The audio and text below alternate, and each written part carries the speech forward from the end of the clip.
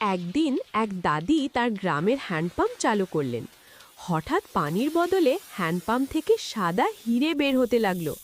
দাদি অনেকগুলো হিরে নিয়ে বাজারে গেলেন।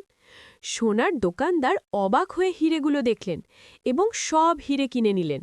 দোকানদার দাদিকে গাড়ি ভরে টাকা দিলেন। দাদি সেই টাকা দিয়ে প্রতিবন্ধী ভিখারি মহিলাকে সাহায্য করলেন। এরপর দাদি আবার হ্যান্ডপাম্প চালালেন এবং আরও হিরে বের করে গ্রামের গরিব মানুষের মধ্যে ভাগ করে দিলেন। পরের কিছুদিনে দাদি হীরের সাহায্যে নিজের জন্য একটি বড় বাংলো বানালেন। ধীরে ধীরে গ্রামের সবাই হ্যান্ডপাম্প থেকে হিরে বের করে নিজেদের জন্য হীরের বাড়ি বানাতে লাগলো। এভাবেই অল্প দিনের মধ্যে গ্রামের সব বাড়ি হীরের শহরে পরিণত হলো। একদিন দুইজন চোর হ্যান্ডপাম্প দেখতে পেল।